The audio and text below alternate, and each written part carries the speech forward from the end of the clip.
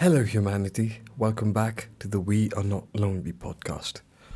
This episode, this episode was supposed to be about something else. It was supposed to be a lot more wholesome. But unfortunately, the dumpster fire continues, and I, as a content creator, have a moral obligation to milk this for all it's worth. Um, the last episode was a passionate rant about the state of entertainment in Hollywood and, the entire entertainment industry, which ended with me bemoaning the fact that Henry Cavill had to leave The Witcher. Now, at the time, he was actually moving to DC. That was the news. He actually came out on record. He posted on his socials that he was coming back as Superman. To people loved the fact that he was coming back, by the way. He's one of the most beloved Superman character. I didn't get that right. People loved his portrayal of Superman. So, the thing was, he also had a cameo in Black Adam with The Rock, and this would have been good, right? People were waiting for such an announcement, and they would have had a field day with Man of Steel 2. They would have enjoyed, shall we say, Man of Steel 2, because it's one of the most awaited series. Zack Snyder as a director was beloved by the fans, but unfortunately, DC and Warner Bros. Has this history of shooting themselves in the foot. So in the short time that I was away, in the week that I was away, this is what's happened, essentially. Henry Cavill came back as Superman. Fans went berserk in joy. James Gunn was then confirmed to be the director of the DCU. It was supposed to be the DCEU, but they've rechristened it the DCU, the DC Universe, I guess. The DC Cinematic Universe. I have no clue, man. Anyway. James Gunn then was confirmed to be the director, and he came up with a 10-year plan for the entire series. I believe a series of movies. And he went on to comment that he was not going to be retaining any of the old characters. This essentially meant that Aquaman was out, Wonder Woman was out. Of course, it also meant that our fan favorite Henry Cavill was no longer going to be able to return as Superman. You know what? I honestly don't know what kind of a multi-million/billion-dollar company DC is or Warner Brothers is, and how on earth they've managed to keep from imploding so far, dude. What was the lack of communication that led to this freaking debacle, man? Honestly, just think about it. Henry Cavill couldn't have just posted that he was coming back as Superman. He must have spoken to some of the executives and said, hey, is it okay if I go ahead and post about this? And they were like, yeah, go ahead, bro. And then they were like, yeah, no, we're not gonna do it. Honestly, dude, when I said that Warner Brothers were shooting themselves in the foot, I'm being very freaking serious, because honestly, this entire thing, remember when I said that Henry Cavill must have spoken to a studio exec about this entire thing and must have gotten permission. There's no way an actor can just go rogue and just tell people that they're coming back to portray one of the most loved characters, right? Because that's what Henry Cavill was. Unfortunately, there was something called a huge communication gap, and obviously fans went berserk again. I can't believe they've done this. This is gonna be me expressing my discontent and my disbelief at the state of affairs in the DC universe. And Warner Brothers sincerely needs to get its shit together. I don't know what these people in the studios are on, but honestly, they've just come up with one bad decision after another. For example, at a particular point of time, I believe this was after Aquaman 1. It made over $1 billion.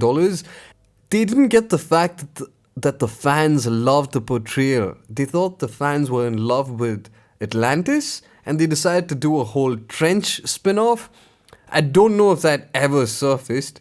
I don't think it did because I haven't heard of anything in the recent times about the Trench movie. But here's the thing, man.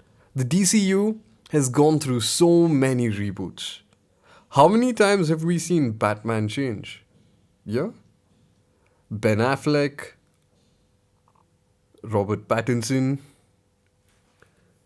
I, of course, Christian Bale. Was there another Batman? I don't even remember if there was another Batman, dude. Who is the Batman before Affleck? Okay, all right. It does seem like Ben Affleck was the last Batman in the series, in the Snyder series. The future of Batman on the big screen is looking bright, it seems. There are two distinct versions. I don't understand. This is such a dumpster fire. They can't do anything. They haven't maintained a consistent storyline throughout. And the thing was, they're trying to go ahead and build this entire thing intentionally and they're just failing. Again and again and again. Remember the whole travesty that was Batman vs. Superman? And the whole reshoot that happened, and then fans went ahead and cried out for the return of Zack Snyder. And at the end of everything, they just decided to kick Zack Snyder out. They just chose a director who is gonna infuriate fans.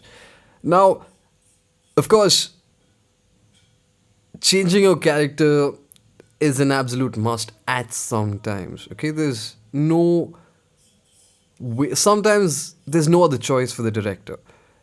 It would have been okay, I suppose, if James Gunn went ahead and just told the fans that they're trying to create something new, something fun. But no, he had to get on his high horse and tell them off and piss them off even further. So now the fans are infuriated, which is never a good thing because who pays for these movies? I mean, of course, the studio execs pay for the movie to be made, but who pays for it to be profitable? We go and watch the movie, and that's how it earns its money, right?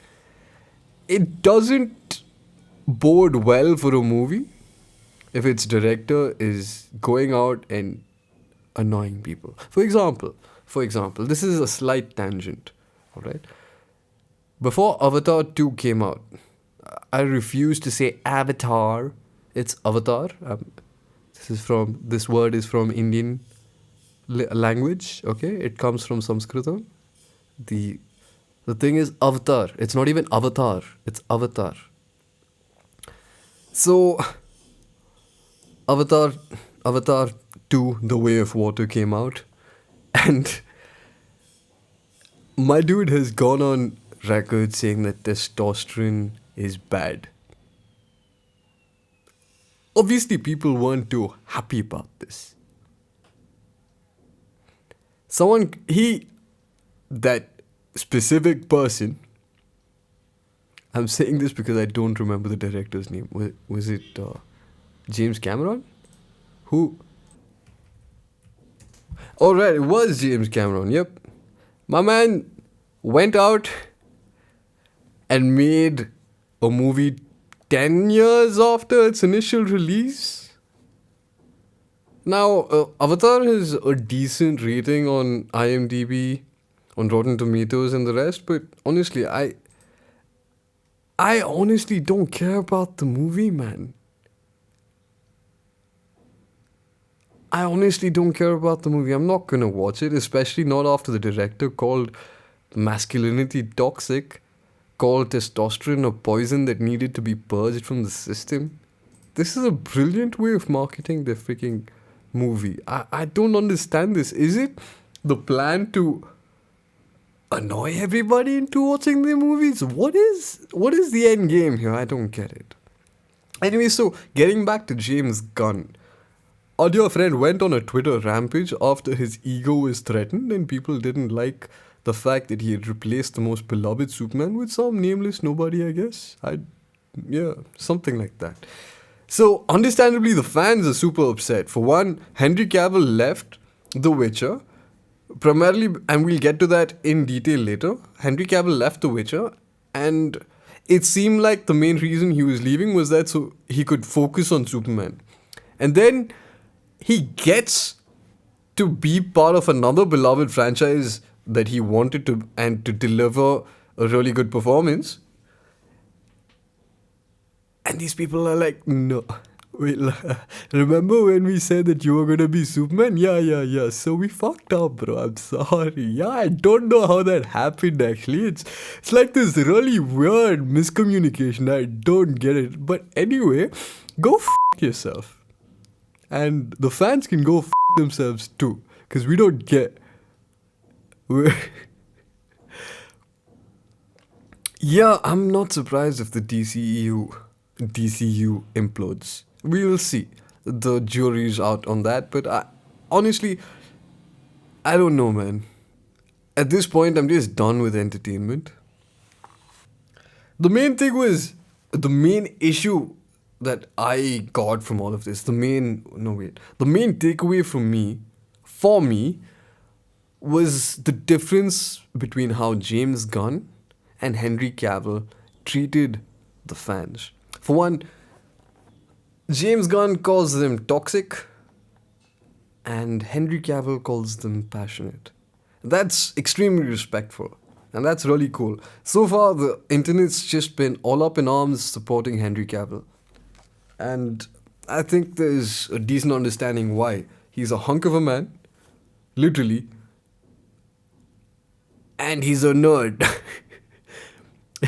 there's all like there's a bunch of stories of him in interviews speaking about how he almost missed the call for Man of Steel because he was playing World of Warcraft. And that's, yeah.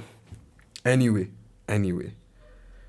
So, all of this would have been cool, I guess. But then Henry Cavill probably had enough of this entire debacle, and he went ahead and announced the fact that he was going to be starring in as well as co-producing the new Warhammer 40k series. Now, the interesting part is that it's actually going to be under the Amazon banner, which makes me kind of worried because, the whole Rings of Power thing. But Amazon does have a lot of money, and considering the fact that Henry Cavill is going to be one of the writers, the not the writers, the executive producers on the show, I think we can be fairly confident of the product that they're going to be putting out soon. I'm looking forward to this. Now, I'm not a huge fan of the Warhammer 40k series. I don't have much knowledge about it. At one point of time, I was going to play the Total War Warhammer series, but unfortunately my computer couldn't handle it, so I couldn't really get into the lore. Wait, is there a Total War Warhammer? Let me check. Total War Warhammer. Oh yeah. My bad. There is a Total War Warhammer series, but I don't know if it's the same as the Warhammer 40k. I don't think it is. I will have to confirm that. Okay. Anyway, but the main thing that I wanted to talk to you about today was the fact that there was a hit piece that was posted on Twitter, a hit piece directed to take down Henry Cavill, posted on Twitter by the Twitter user Renfrey Craden. Now, the whole thing is just bizarre, and I'm just going to read out what the accusations are. Just give me a second while I bring it up on screen. Alright. And this is me reading out what the post was. I recently got this message and someone was like, do you want to know what really went down? And I was like, sure. So let me just read it. It says, at the beginning of the show, Henry was good to work with. A lot of unusual demands that made people feel like he wasn't really a team player, but that's not unusual for a big star. Though in TV, it usually doesn't happen until the second season. But in season 2 and 3, something shifted and he became really impossible for women to work with, which is always the big problem.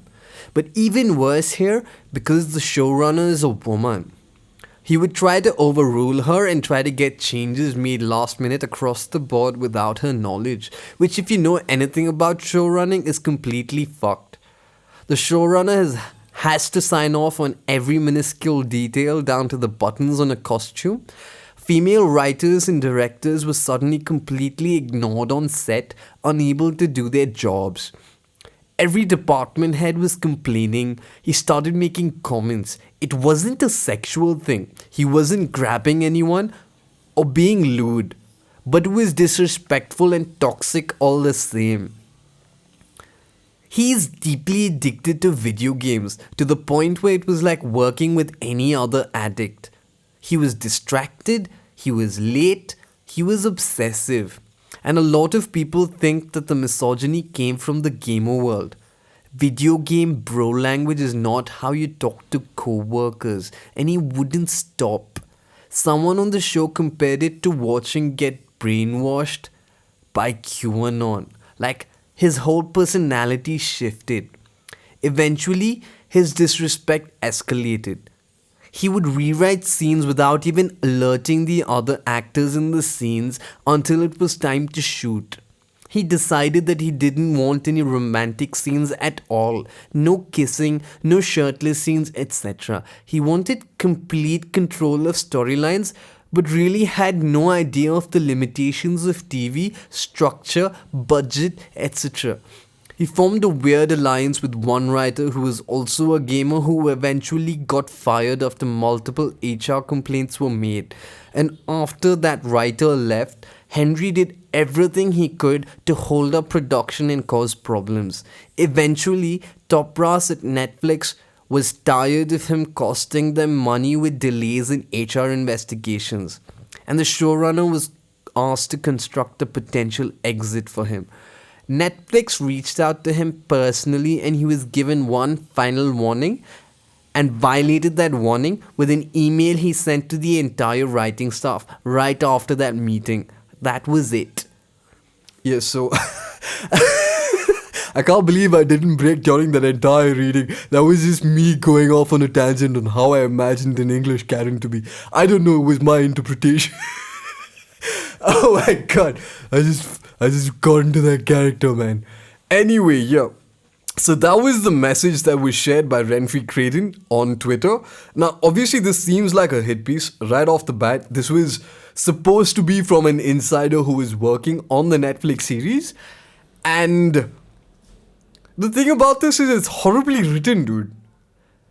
For example, let's get to what... Do you want to know what really went down? And I was like, sure. So let me just read it. That. And I was like, sure. That bit. Okay, so let's talk about this, right? Let's break this down bit by bit. At the beginning of the show, Henry was good to work with. Season 1 was remarkably well written. Okay?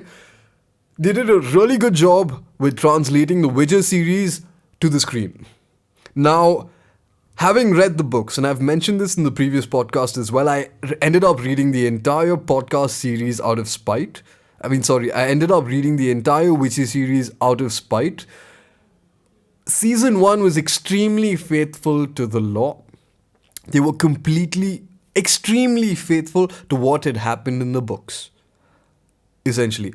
They did make a few changes, like the first time that the Witcher and Ciri had met. For example, the first time that... What's his name, dude? Geralt. The first time that Geralt and Ciri met wasn't really at the end after the war. And this entire scene where Yennefer being the great heroine, there were like minor changes made. But having read the books, story-wise, a major part of it was faithful to the books. No doubt about that. Now, I've already spoken about season 2 and what a dumpster fire crap fest it was. They started deviating from canon remarkably. For example, that the old lady Hut Hut, that villain in season 2, she doesn't exist in the books. The whole conjunction of the spheres, not really a phenomenon, I think. Wait, I forget. Conjunction of the spheres. Yeah, okay, I'm gonna have to read the books again. But yeah, there's a lot that was changed. For example, the whole Hut Hut, that evil demon goddess thing, being the big bad villain. Yennefer trying to kill Ciri, all of that we've spoken about. And yeah, so obviously that's also, sorry, I say obviously a lot. So in this so-called scoop, this leak from an insider on the Netflix team, he's speaking about how season 2 and 3 something shifted and he became impossible for women to work with. Now note that they're not claiming that he was sexual. He wasn't being sexual. It's very clear. He wasn't. He made comments. He wasn't grabbing anybody. He wasn't being lewd. Okay? But he was just being disrespectful and toxic.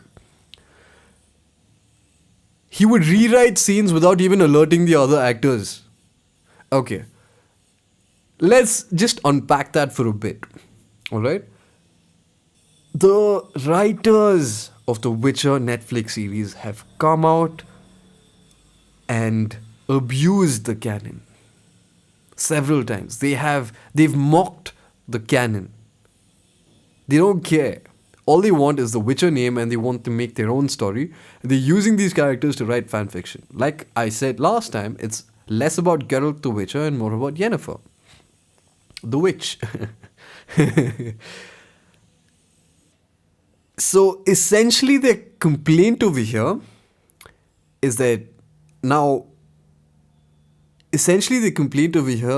Henry Cavill wanted them to be more faithful to the source material. And he's actually spoken about this. He's also mentioned that he hoped, several times he's mentioned this in interviews, that I hope that the showrunners are more faithful to the lore, to the canon, to what's in the books. They weren't. Which is why they had a huge altercation. No, altercation by, like, the way they're portraying it, Henry Cavill became impossible to work with. He started rewriting scenes and he started making comments. Right? Essentially, he wasn't happy with the way the things were moving and he was fighting as hard as he could to get the series to be faithful to the lore. Female writers and directors were suddenly completely ignored on set, unable to do their jobs. And let's see what exactly, let's connect the dots here. Alright? He decided he didn't want to do any romantic scenes at all. No kissing, no shirtless scenes. Now let's connect it to, he would always try to overrule her to get changes made last minute without her knowledge. Female writers and directors were completely ignored on set. They wanted to make The Witcher. Let's read between the lines here because we're freaking awesome at that. Let's read between the lines. Essentially, Henry Cavill did not want The Witcher to become a sappy love story. He didn't want to do unnecessary shirtless scenes and romantic scenes. He didn't want that. He wanted it to be about the Witcher series. Now, I find the whole thing about him not wanting it to be a romantic, he didn't want any romance at all, kinda far-fetched, because one, the entire series is, there's this whole dynamic between Yennefer of Vengerberg and Geralt of Rivia. The entire series, throughout the entire books. Now, I'm not going to spoil it, but their on-off thing is actually a thing in the books. They are on and they are off at times and they have this huge dynamic. He also had a thing with Triss Merigold, which they kind of hinted at over here. It gets a little darker than just a thing with Triss. There are some issues which I'm not going to talk about. Okay, but essentially the complaints of this so-called insider are that Henry Cavill didn't want to do shirtless scenes, he didn't want any romantic scenes, and he didn't want any kissing. Now, let's leave aside the fact about the canon and all of that, okay? And let's just look at the double standard here. Imagine this was a female actor talking about a male director. Imagine a female character, I'm going to say that again. Imagine a female actor complaining and pushing back against not wanting to do shirtless and romantic scenes. Imagine a male director complaining about a female actor not wanting to do this. He would be crucified, dude, on the spot. And for some reason, we're supposed to take this seriously. He had no idea of the limitations of TV structure, budget, etc. These people have no freaking idea how to write a character arc. Even I can complain, okay? Look, this is my tell-all about the Witcher series. I'm not an insider, I'm just a very annoyed fan. There's so much anger inside regarding this. It's only because the books were so good. Okay, so going on, right? None of the complaints are definite. Did you say that he was rude, he was complaining, he was distracted, he's a game addict, he became a misogynist? And then they go on to say, while he was making comments, none of the things was sexual. He wasn't grabbing anyone. He wasn't being lewd. He was just being disrespectful. Now, the word toxic is overused today because you end up... People add toxic to anything and everything, so it's completely lost its meaning these days. They're not able to quantify. They're just throwing words at the paper. Okay, they haven't said anything about what he's done. The only thing of substance in this is that Henry Cavill became uncooperative with the writers and with the director, and that he would try to make changes, which is actually known to all of the fans because Henry Cavill was fighting to keep the show canon. I'm repeating myself here. I know. I apologize. But the fact remains that the only real complaint from this entire hit piece, and I'm calling it a hit piece because they wanted clearly to ruin his character, and the person who has posted this has backtracked all of a sudden. Probably was threatened with some legal measures. Alright, because we'll get to that in a bit. My bad. So the complaints aren't definite, they're very vague. They just call him misogynistic and toxic. They throw in a bunch of gamer bro language. Listen, I've been a gamer for like almost all of my life. I've been gaming since I was 4 years old. I'd like to know what this gamer bro language is, dude. Also, just so you know, male bonding happens through a lot of cursing.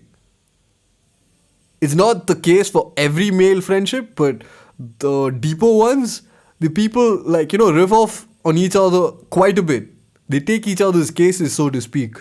They annoy the hell out of each other. That's how male friendships are. And the world of video games is extremely toxic. I don't know. These people haven't even entered a League of Legends or a Valorant lobby. I swear to the gods above, they will not survive a minute. They will leave the game crying. The amount of toxicity, they're calling him toxic for all this. They should go see the toxicity in a Valorant lobby, dude.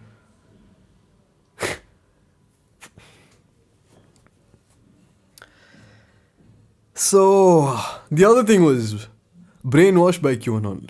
Look at all of the buzzwords here. Misogynistic, disrespectful, toxic, gamer bro. Showrunner is a woman. Impossible for women to work with. Brainwashed by QAnon. They just took a bunch of buzzwords and they tried to create a buzz. But unfortunately, anybody could see that, just like how The Witcher series 2 and 3 are, and probably 3 is going to be extremely badly written, this was also very badly written. This hit piece was very badly written. And obviously it failed.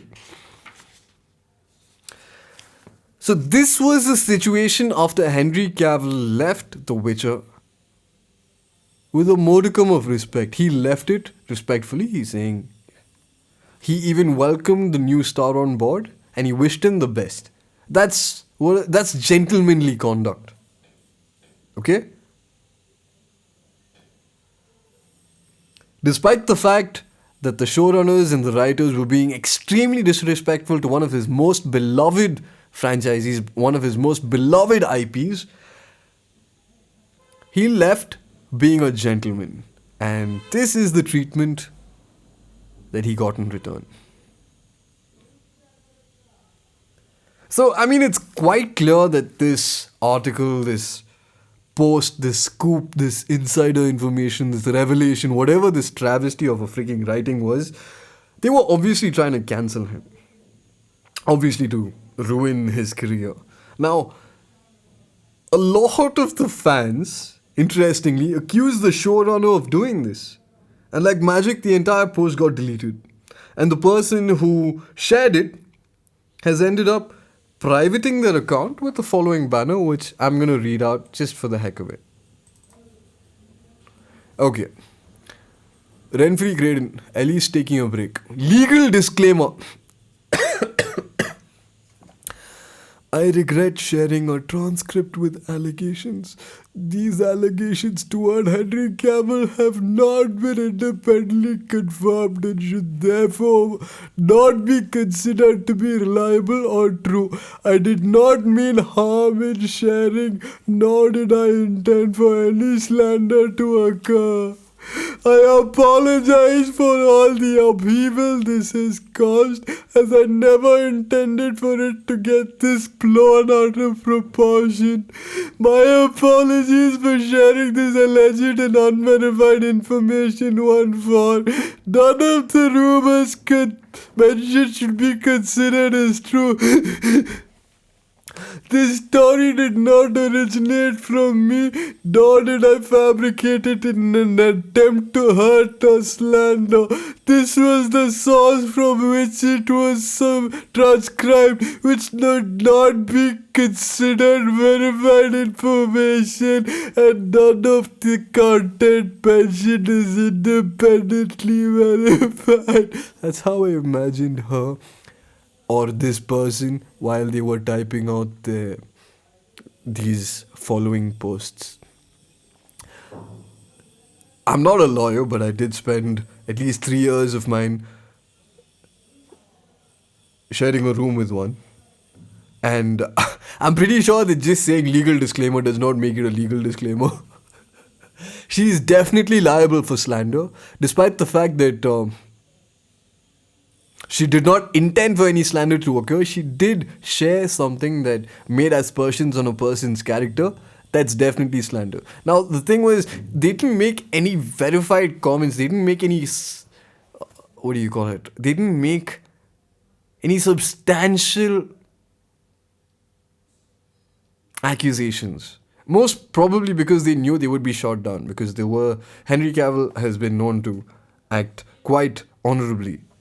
Like, even the hit piece earlier that I shared does mention that he wasn't being he was not making any lewd comments, he was not groping anybody or anything, but he was just being incredibly disrespectful. Probably this dude was like I said several times before, bro, this is not how it goes in the books, let's just keep it to how it goes in the books, let's not do this, people are not gonna like it. And he was right.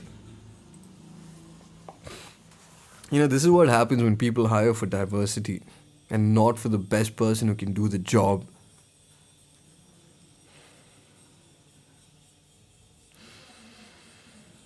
So, it's probable that some legal parties were involved.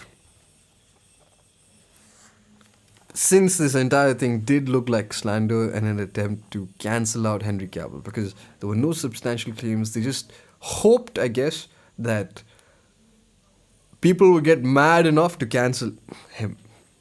Unfortunately, that plan backfired on them. And probably the reason, this is just assumptions on my part. I'm going to be straight up, okay? This is just me hypothesizing some stuff. Why did people assume that this was a hit piece planted by the showrunners? And why did the fans bash on the showrunners? Now, I will leave aside the fact that the hit piece vanished overnight after the fans accused the showrunners of planting it. I'll just leave that information out there. But let's just talk about what has happened ever since Henry Cavill left The Witcher. Alright? Number one, fans are livid, obviously. Fans are mad. A lot of people have decided that they're not going to be watching The Witcher series after season 3. Excuse me. There's been a petition on change.org requesting Netflix to fire all of the writing staff and the producers and to bring back Henry Cavill and keep him. Fire the entire team of The Witcher, keep The Witcher. That's what they're saying. And this particular petition has reached about 2.9 lakh signatures. For those of you in America, that's like 290,000 odd signatures. Is almost at 300,000 signatures. Okay? So obviously, everybody, including the showrunners, know the fact that Henry Cavill and his portrayal of Geralt was one of the main reasons that people were watching The Witcher. Alright? And ever since this happened, she's begging the fans to come back for season 3 and to watch the Blood Origin spin-off of The Witcher series. Speaking of which, that's completely retcons the story again. It changes, just for the sake of diversity, they've changed people in Ciri's own bloodline.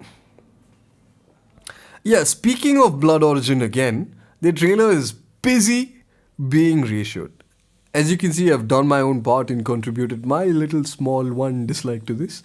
But people don't like the fact that they've come out with crap.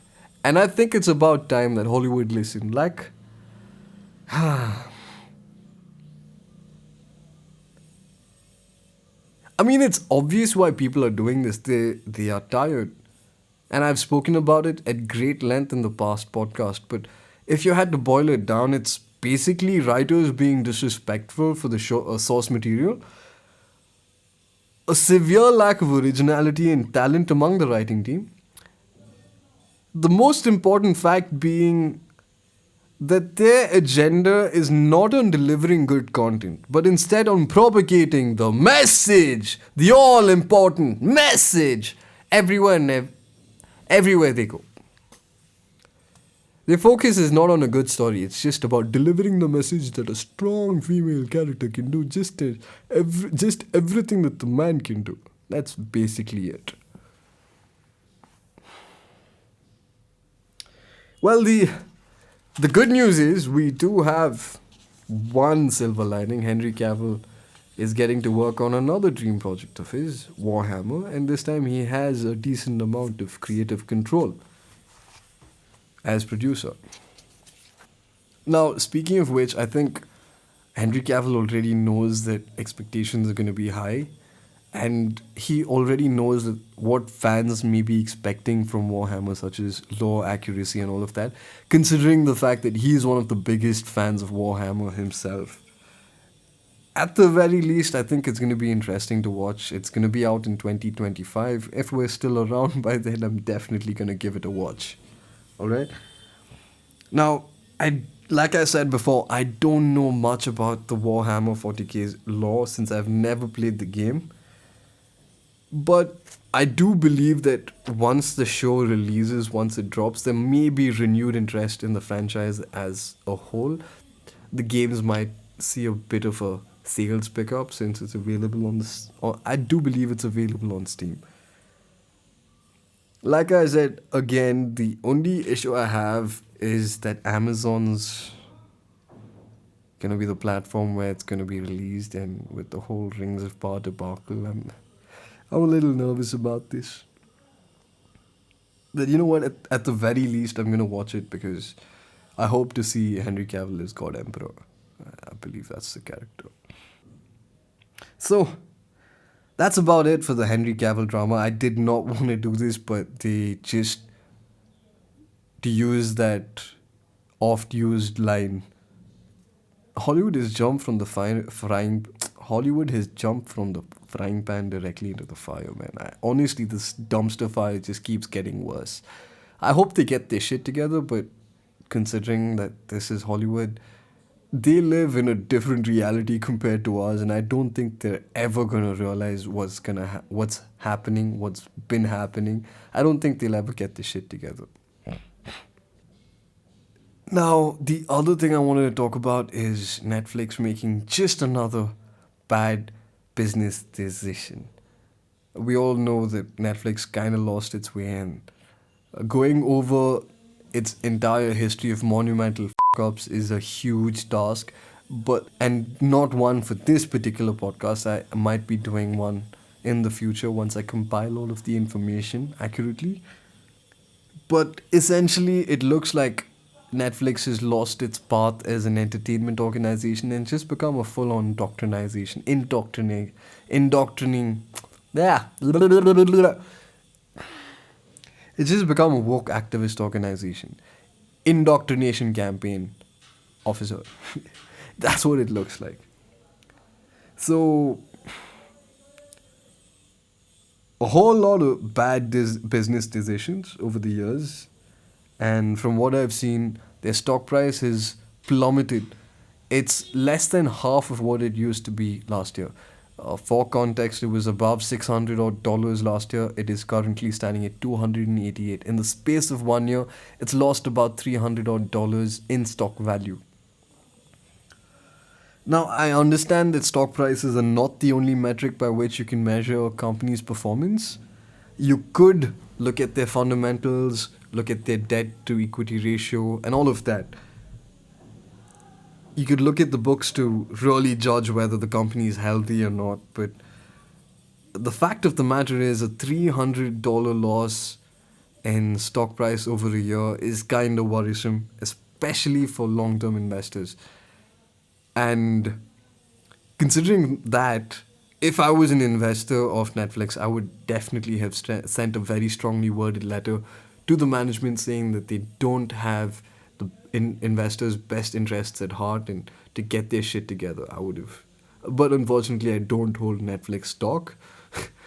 And I don't think I will, considering the fact that they're just releasing dumpster fire after dumpster fire. I pick up companies, I pick up stock of companies whose messages I believe in, and who, not just messages, I like the vision of the world. And I'm not going to talk about which company stocks I own now. Anyway, I'll just say that, stock price it's a decent way of understanding.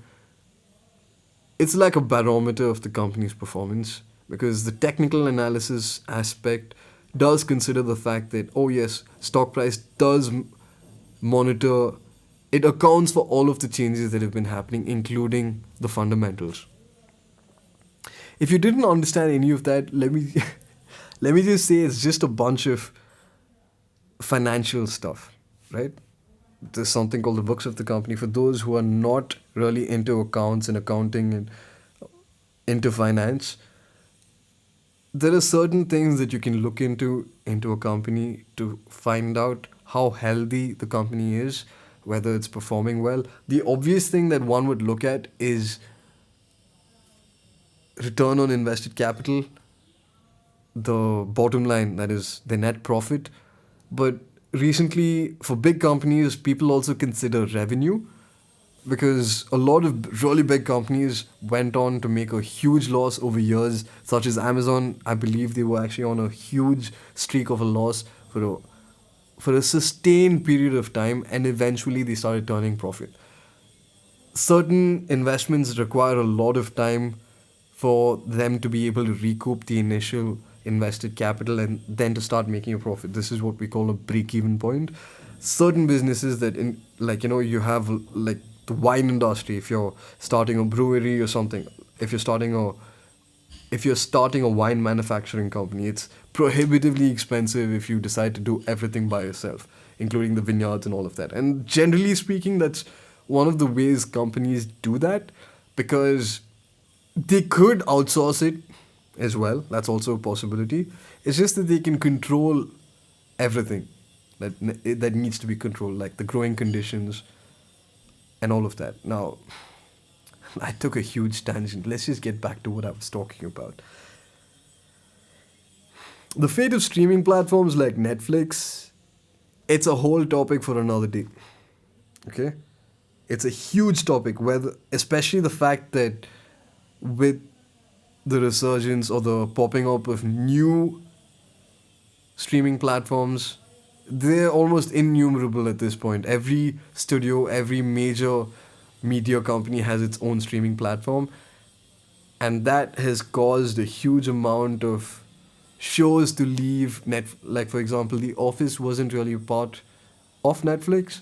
It was one of the most watched shows on Netflix, and I think Paramount owns it, and they took it back once they got their own streaming platform. NBC, sorry. NBC owns the rights to the Dunder Mifflin, to The Office. We'll talk about that in an entirely different podcast, but for now, just know that streaming platforms are losing their viability because of the huge number of shows. The huge number of alternative streaming platforms that are popping up. And with that, Netflix is starting to lose its viability. And for a bunch of other reasons, which we will go into in an entire thing that requires a great deal of research, and I want to be as accurate as possible while I'm talking about it.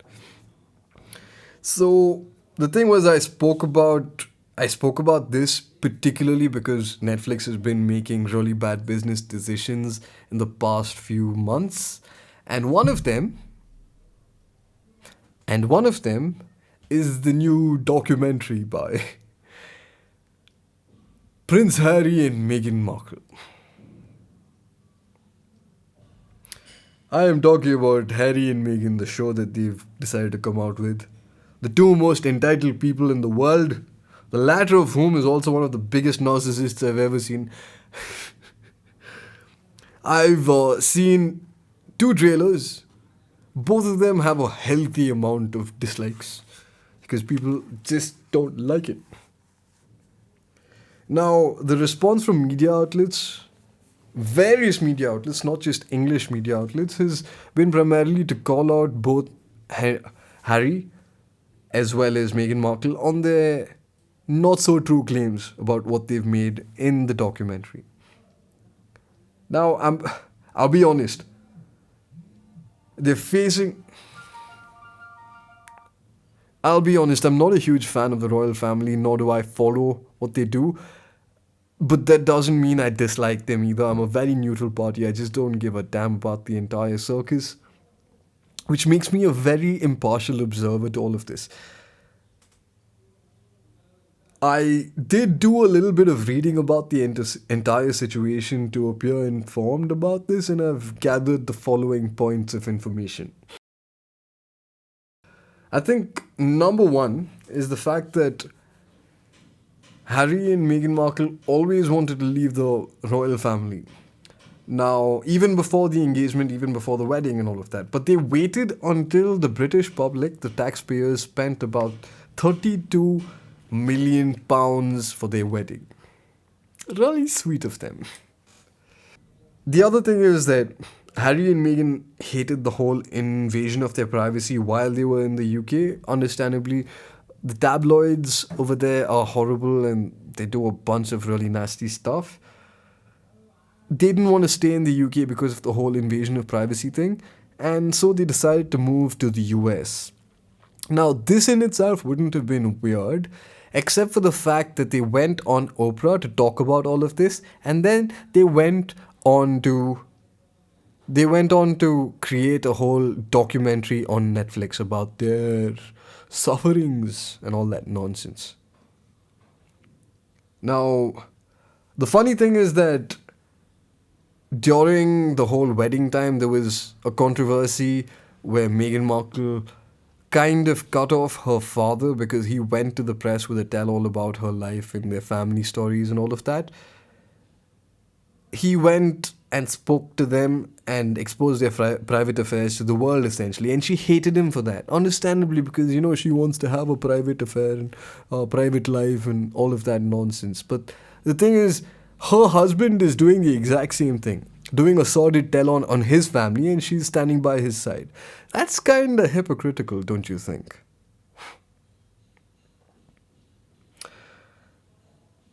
Also, like, the entire thing about the tabloid press being horrible, yeah, we kind of get it. They are not cool. They shouldn't be that bad, but yeah. What can you do? Alright, I think the high point, or depending on how you look at it, the low point, was these two uber rich people, easily millionaires by their own rights. Both of them, by their own rights, are easily millionaires. Constantly whining about freedom and about being trapped in the monarchy.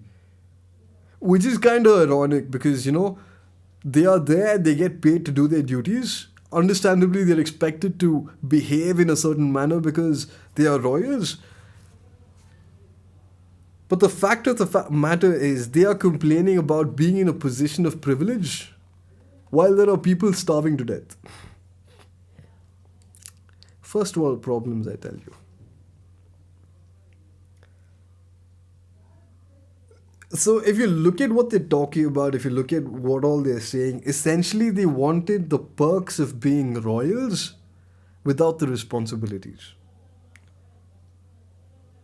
And doing a little bit of reading into the whole royal family and how it functions, I understand that at any point of time they have a huge amount of responsibility. Now, I'm not a huge fan of monarchy, and understandably, there are quite a few people who are very anti-royalist. They don't want any systems of the old monarchy to be in place. And essentially, the royals get paid for existing. They get paid just by being born, which is fair. They were born into a very rich family that holds substantial estates and substantial amounts of money and land and property and all of that, which makes sense. They were the royal family after all. And most of their income comes from there. They're not necessarily leeches. They do get paid a certain amount of money by each. It comes, I forget the exact amount, but it's something to the tune of, 1 second, let me confirm. How much does the royal family get from cost per person? Yeah. So the sovereign grant apparently looks like 1.29 pounds per person is the cost. And most of the crown estate, 85% of it goes to the royal treasury. Goes to the treasury, not to the royal family. They get 15% of it. 85% goes to the government. So okay, to be fair, that is a substantial amount, no doubt, because they hold massive estates. But the thing is, they actually do a great deal of things for the society. I have no horses in the race here. Okay, but what I understand is that the royal family brings in more than they get. They do a decent amount of charitable donations and all of that. They go about promoting the country, and essentially it's to improve tourism. So that's about the royal family. Okay, so if you boil down the entire documentary, it's basically Harry and Meghan Markle shitting on the royal family so that they can get money. Now, I'm just tired of hearing about Harry and Meghan Markle everywhere I go, so I don't really care, dude. I don't hate them. I don't think they're horrible people. It does look like Meghan Markle and Harry are extremely removed from reality, but that's not my problem, it's theirs. Okay? The show by itself is a disaster. I'm not gonna watch it. I believe it's made a huge loss for Netflix, or they've had to return money to the advertisers. I don't understand. I think Netflix was popping out like this advertising model, and that's why they might have had it, because they did not reach their targets. That's an entirely different can of worms, and I'm not going to be touching that in this episode. Like I said, that episode about Netflix losing its way is one that requires a great amount of research, and I'm going to be looking into it. But that's about it for now, man. Yeah, so Hollywood is losing its way. Netflix is putting out crap content. Hollywood, the establishment, disrespects its fans, the very people that allow it to make money. So that's a recap of what has been happening. That's the podcast for today. Thank you for listening. I've been all over the place today, but had a great time doing this podcast. Thank you. I will see you again next week. Ta-ta.